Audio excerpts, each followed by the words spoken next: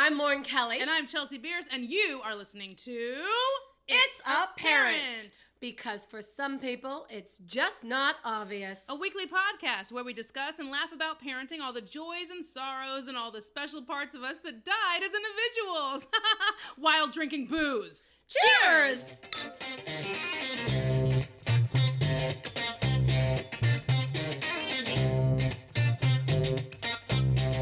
Hi, everybody. Hello. Welcome back. Yeah, 14. I'm glad you keep track of those numbers, because I have absolutely no idea what It's not hard as the producer to keep track, because Oh. I'm constantly editing and putting things together. That's and great. They're all on files with the number on them. I'm just here to have drinks. Yeah, speaking of, thank you for bringing them. Again, you're like on a roll here. I know. She brought some Not Your Father's root beer.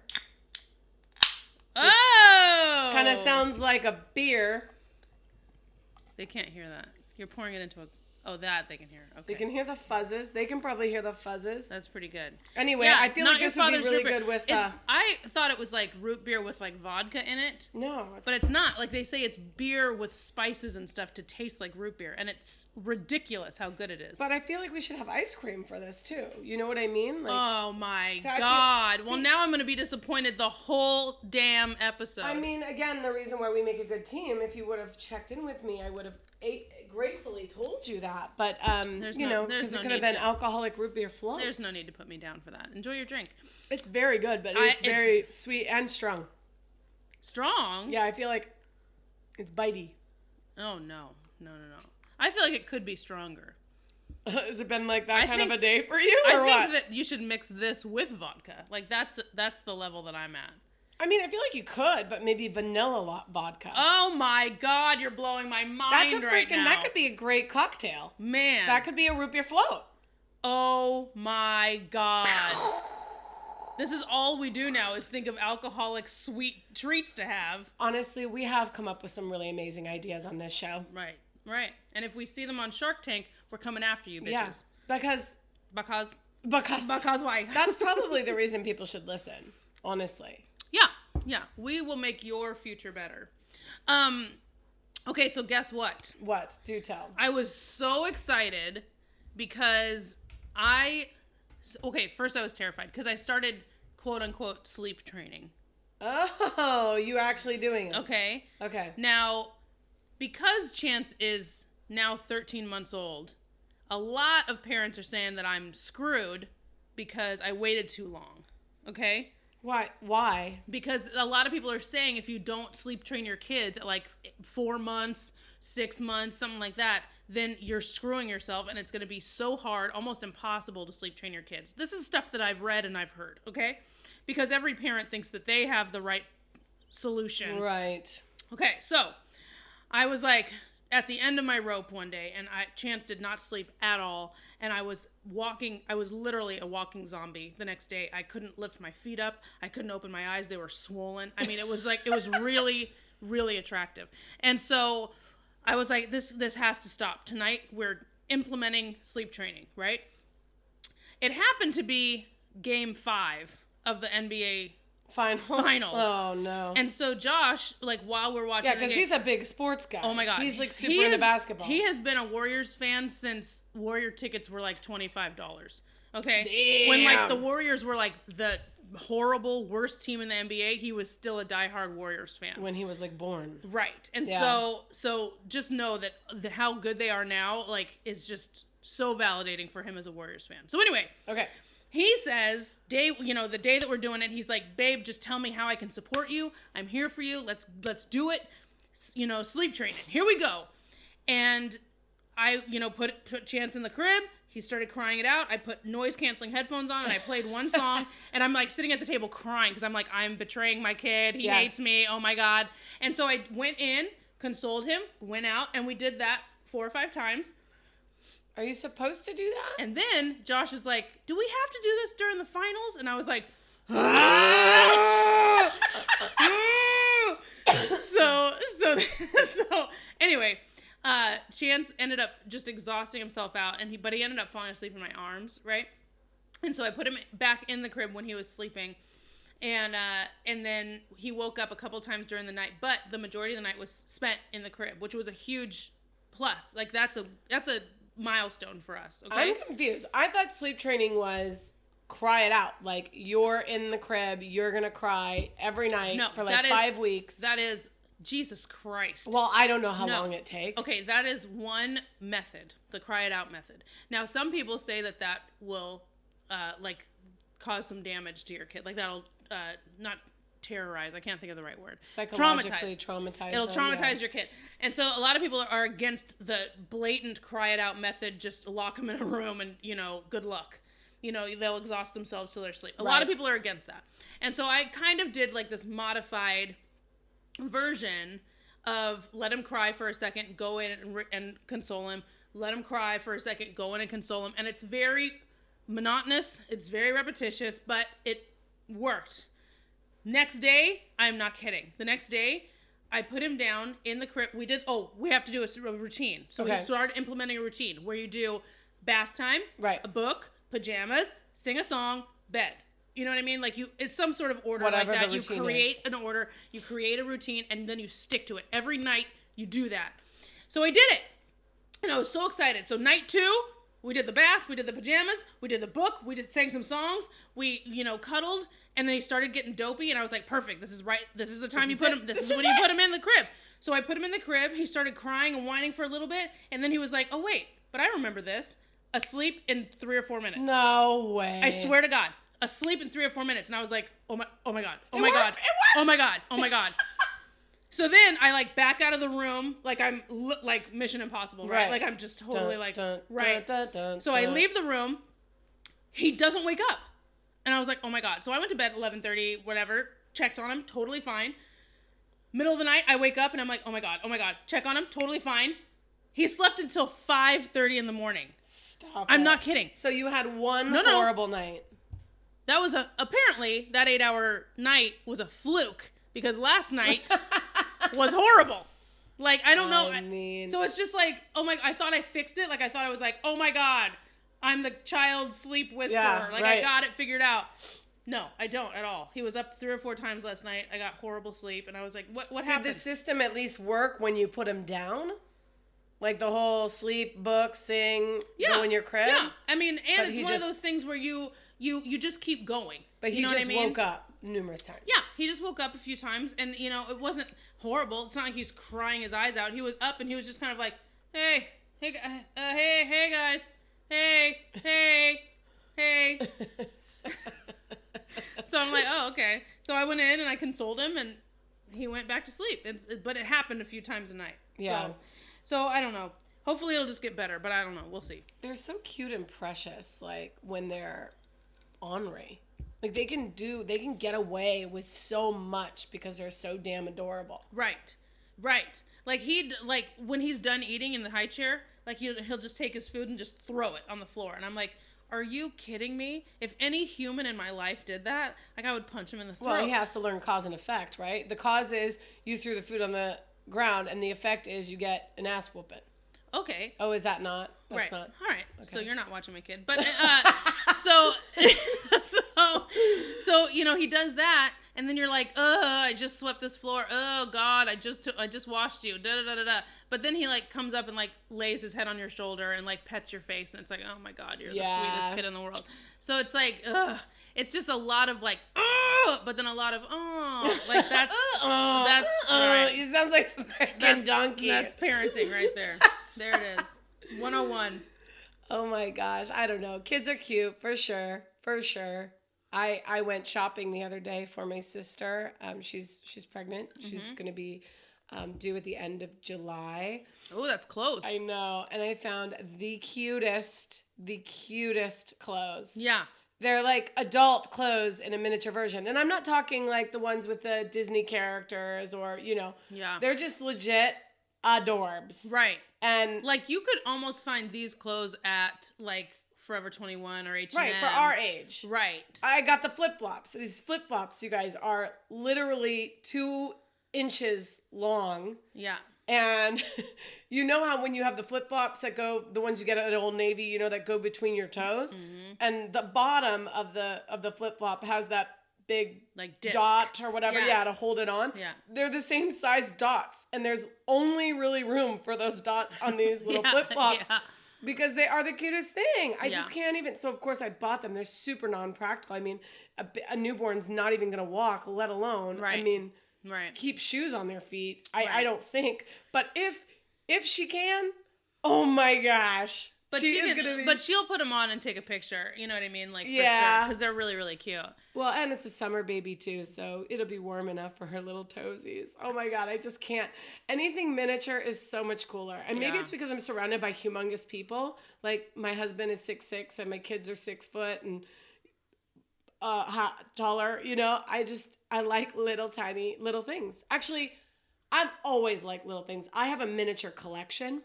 What? Yeah, I literally have a miniature collection with little things. Like I have a little jar, I have a little fork, I have a miniature Band-Aid, I have a miniature Kermit the Frog. Oh my God. Yeah, you name it. If it's miniature and it's out there, I will love it. I follow people actually on Instagram that make miniature food and things because it's just like I'm that obsessed with it. Yeah, I'll show you my miniature collection. I will. I'll show you. Oh, please do. My miniature collection. I can't wait it's so to see cute. that. I cannot wait. That's incredible. Yeah. I don't know if you have any right to make fun of me and my odd number thing. Are you kidding me? I don't know. No, you have something that makes you upset. I have something that makes me excited. But even numbers make me happy. Not odd ones. Right. You don't like large things. Those don't There's make you happy. Oh, that's not true. In fact, I actually really appreciate large things. And anybody who knows me knows that. That is disgusting. I'm married up. Okay? Oh my God. I'm married up. Oh my God. Yeah. It's the real deal. Okay. I mean, you brought it there, man. So I like miniature things, but not miniature things, if you know what I mean. Miniature things. Yeah. But miniature things you like, not miniature things. Not miniature things. Thanks. We're talking about penises, just in case. Ew. What? That word? Well, you know what? God. When you're surrounded by penises too. In fact, you probably have way more contact with penises than I do. That's true. On a regular basis. Yep. At least I have a semi option. I wipe one clean multiple times a day. Yeah. Mm-hmm. See, I have an option at night. I may get jammed 2 or 3 times with it, but for the most part, it's up to me.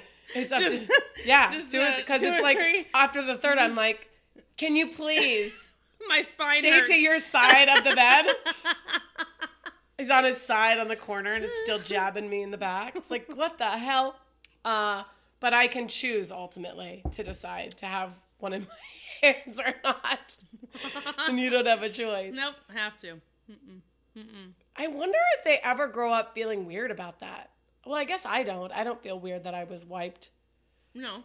Do you have any recollection of being wiped? No, but there's a good question. So how would a kid, if you were sleep training, and be traumatized, but we're not traumatized by being wiped by perfect strangers all the time?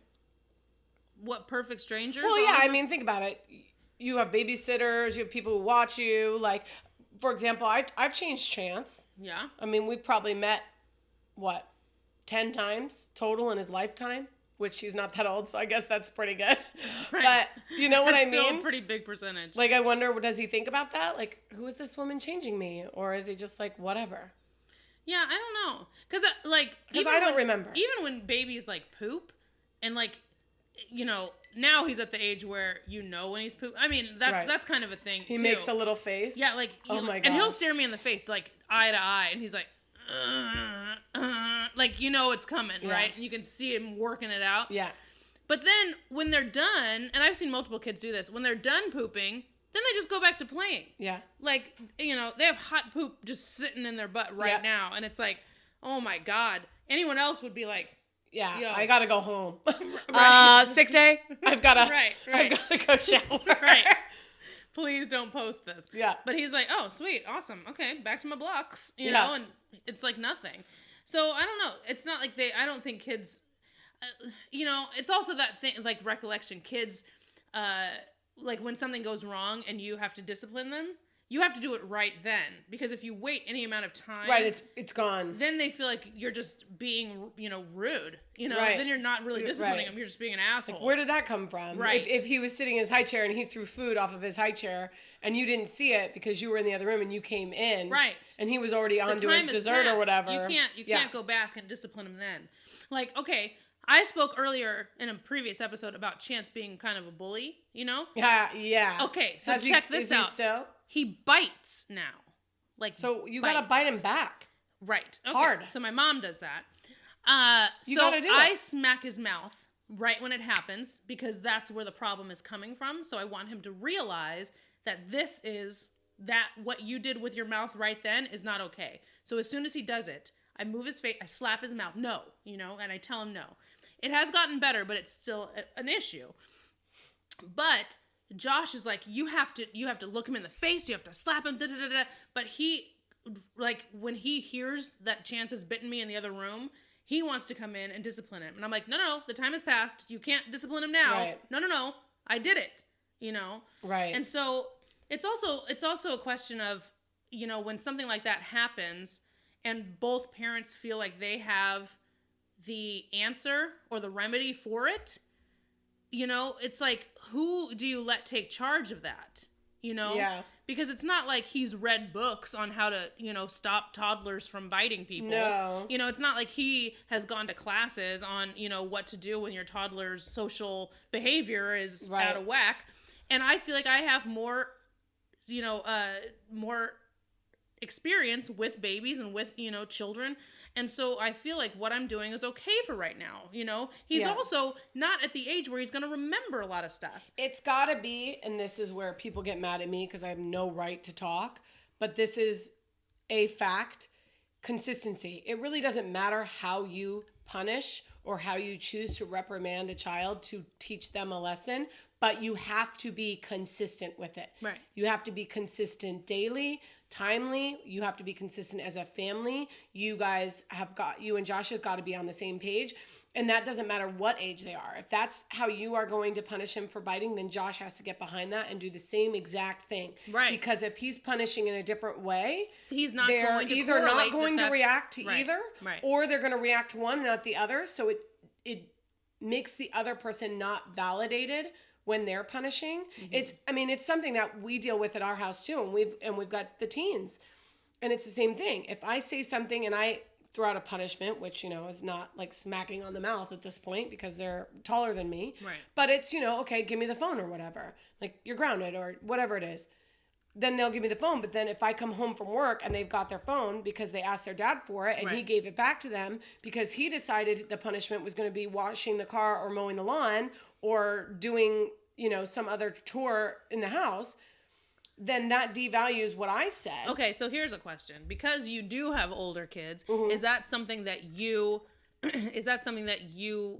let's say that you're home and the boys come home from school and you decide that they need to be punished for some reason, so you take their phones. Now, because you've done that and implemented a punishment, do you then contact Danilo right when that happens? Absolutely. And let him know, hey, This is what's gone down. Yeah, we need to be on the same page. And what I do more so with him, because he is their biological father and I am stepmom, and honestly, to be very blunt, I don't want to be a disciplinarian for them. I want to be the fun stepmom. Right. And I unfortunately, have not been given that opportunity to be that all the time. So what I prefer to do is to call him and let him know what transpired. Mm-hmm. And then I say what it is my thoughts are as far as what the punishment will be, but then I let him do whatever it is he feels, and then I choose to back him.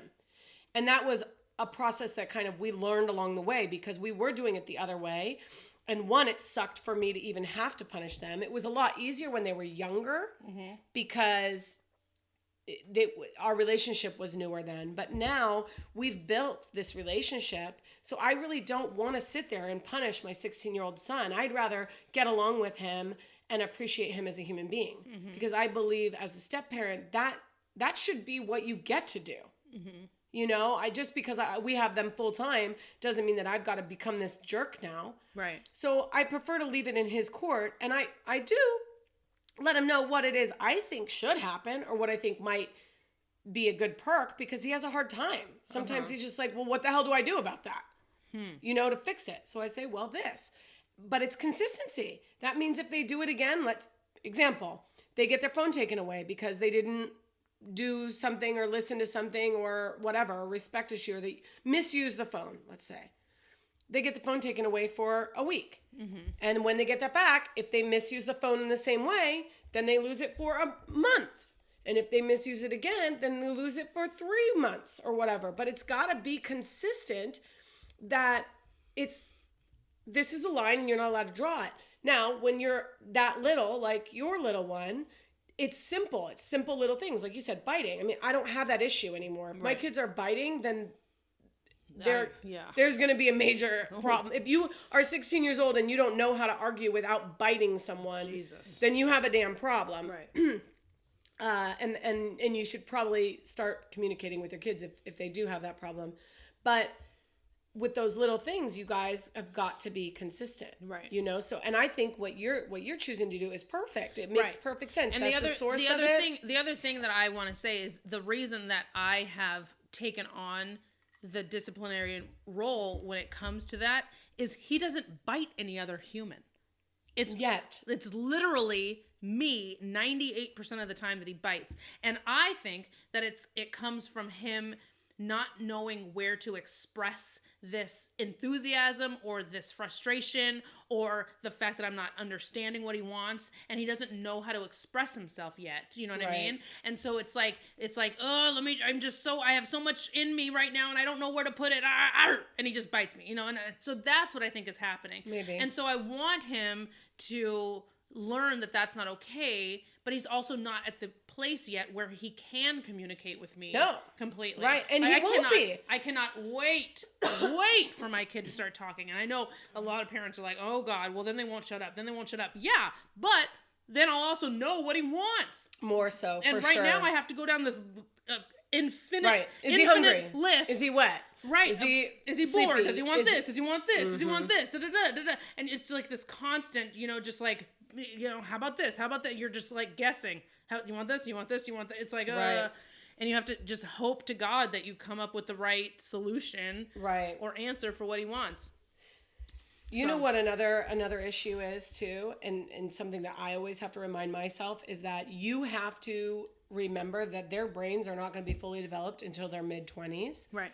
So even me sometimes dealing with my guys, I'll say something and to me it's like, why are you not understanding how that works? Right. Why is that you don't realize that that's the repercussion of this behavior or whatever? And the truth is they're just not done growing yet. Right. And so we can even look at it like you just said it. That's what made me think about it when you said, I think it's because he doesn't have anywhere to put that. That's right. And that may be the reason, but he doesn't know that that's the reason. Of course not. So even if he does, it's not that reason alone, once he's aware of that, isn't going to stop him from biting. It's a learned behavior. And as long as he gets away with it, he's going to do it. That's also human nature. Right. Right. People behave, whatever. They test. You're supposed to. Constant testing. Let's test this boundary. Let's push this. Let's put, awesome. I get away with this. Oh, I'm going to do this. And I'm rare in the fact, too, that I encourage my boys to test the boundaries. I will not say I will not get angry with them when they do, but I encourage that because what the hell is the point of raising people that are just in a damn box?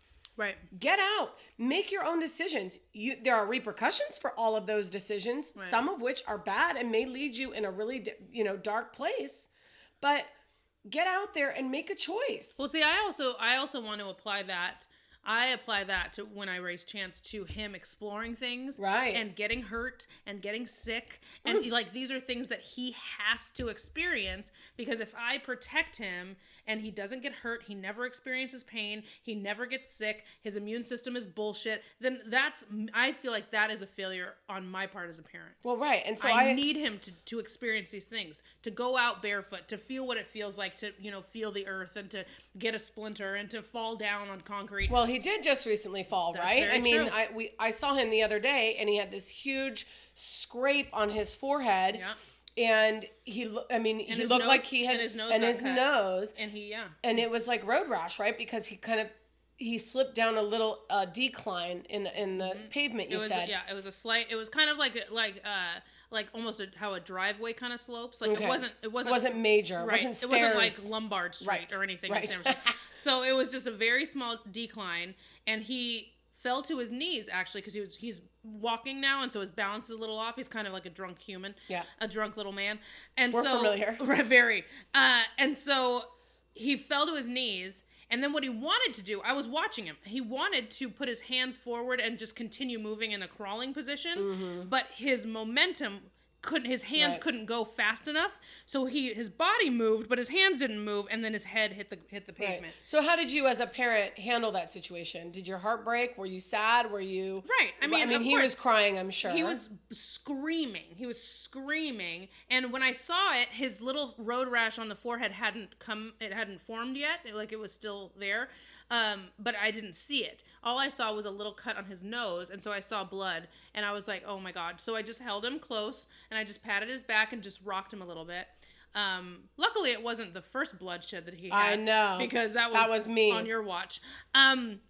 So it was me. It was. But see, that's why I ask you, because I was terrified. And I'm actually so glad that he bled for the first time away from me. Because if I had seen that happen the first time, it's almost like everything that I've ever known about what to do in an emergency situation or with a kid or any of my street smarts would have just gone completely out the door. Well, I would have thought the same thing, but the truth is I stepped into action. So what happened with Chance was, he has this basket of toys that she brought over, and I was sitting him, and then towards the end of watching him, we had an amazing time for a few hours.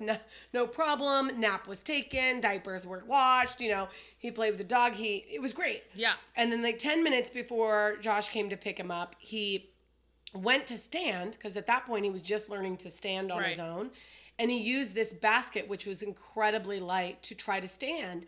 And the basket flipped up, and the plastic lip of it caught his lower lip and gashed it, really. I mean, kind of made a flap on his lip. So originally he was kind of shocked, like, what the heck happened? And I'm not the kind of person to go, oh, you fell on your butt, because when you're learning to stand, they fall on their butt all the time. It's not a big deal. Right. But then he looked over at me, and you could see, like, oh, something hurts. And then the blood just started coming.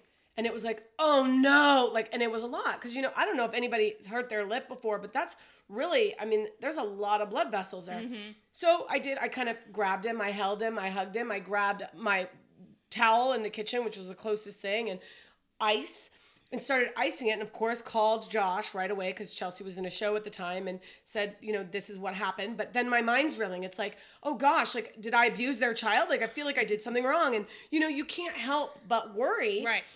But I did step in, but you also, you jump into that mode of almost survival mode. This is terrible. This has happened, and I should be sad and I should be scared, but I have to be the level-headed one in this situation and just get shit done. Well, and then you said it best. I said, "How is he? I feel bad," and she responded to me with, that's the first of many bumps and bruises, I'm sure. And it's true, but I cracked my hip open for the first time when I was 2 years old. Open? I've never cracked my hip. I've cracked my hip open twice. Once to knock me off and make me weird. The other one to knock me back. So this is normal, Lauren. This is normal, Lauren? This is normal, Lauren. Yikes. Yeah. But I was 2 and 4. And 2 was in a mall, like a store, and I was playing in the clothes racks. And I hit my head, and I didn't even really realize. I knew I hit my head, but I didn't realize it was bleeding until I looked on the floor behind me and saw the trail of blood, because the head is another one that just bleeds, man. Yeah, but with kids, it's a terrifying thing when they hit their head, because any head injury, it's like they hurt themselves, but that much more magnetized, because it's like, oh my God, this could be legit. And head stuff you don't want to fuck with. No. It's like you want, especially when they're young. Right. And so that was terrifying. When Chance went down and he hit his head on the concrete, I did see a nose cut, and I was like, okay, you know, let me console him. But then when the little road rash raspberry started emerging from his head, I was like, oh my God. So we just kept feeling it for the next like half hour to see if an egg formed, you know, and no egg formed. He had no swelling, nothing like that. He never lost any like consciousness. Like it was he was from his knees. Yeah. Like it was a very small fall. He actually looked adorable with his face all scratched up. Because what he looks like, badass. What it looks like to me as an outsider coming in, it's like, he did something cool today. Right. Do you know what I mean? Like he just looks like a little boy, like a little hard ass boy. Yeah. He is Bam Bam. Like he's the human version of the Flintstones. Bam Bam. My son Cameron just showed up with a black eye last month. Yeah. Does he have a cool story? He was playing baseball. And the kid pitched the baseball and it hit him in the eye. Oh, it was a baseball. It was a baseball. Okay. I mean, it's a pretty severe thing, but that's my point. There's always something. Yeah, totally. You know? And I have to prepare myself. Right. I don't deal well with people getting hurt. Like, you know what I mean? Like, I don't deal well with that. I don't like looking at like cuts and stitches and don't show me your shit. I don't want to see it. Right. But I have to prepare myself because I have a little boy who wants to destroy things. And I need to prepare myself because he's going to be a little reckless terror. And this but girls can be 13 too. Months in. Girls can be too. I know I was. Yeah. I was pretty ruthless. Yeah. So I was that. Yeah. Definitely. So kids are just kids, and boys are great. Kids are great. I love having a boy. If you can start anything off with little tiny shoes. Right. And yeah. When you start out with tiny flip-flops, I mean, everything is going to be okay. I mean... We'll put a picture up of that. Yeah. Okay? Yeah. And we'll have to put it next to something for like a regular flip-flop. Oh, okay. That's what we'll do. Okay. I'll put it up. Put it up to like Danello's flip-flops. That's right. Like Danello's. One extreme to the other. This is what you get when you're newborn, and this is what you get when you're grown. What size shoe does Danello wear? He wears a size 15 That's what shoe. Josh wears. That's so funny. Whenever he goes to stores... He never can't. Like searches for, he just says, can you just get me whatever 15s you have? Like whatever, because they keep them in the back. Right. No one has that size shoe. Yeah, That's so funny. They have the same size. Well, oddly, the Ross and Vallejo always has huge shoes. Really? Like Shaquille O'Neal's extra shoes end up there. They have like size 22s. No. Yes. What? Josh needs to go there. Okay. He can probably find some big Jordans and Nikes there too. Oh God, don't tell him that. He's a Jordan fanatic. Next time I grab Danilo a pair of shoes, I'll just grab those shoes. I love it. Okay. All right, guys. This was fun. This was a good episode. Sure was. Yeah. I love you, Chelsea. Love you too. Cheers. Cheers. Yay. Follow us, guys. Facebook, Twitter, YouTube, at It's Apparent Pod. You can also follow us individually. I'm on Facebook and Twitter and YouTube's Chelsea Bierce, Bearce. If you're interested in following me and seeing what I'm up to, you can find all that information on my website, lauren-kelly.com. And don't forget to review us. Yep. Bye, guys. We out. Make it count. Boom. Bye.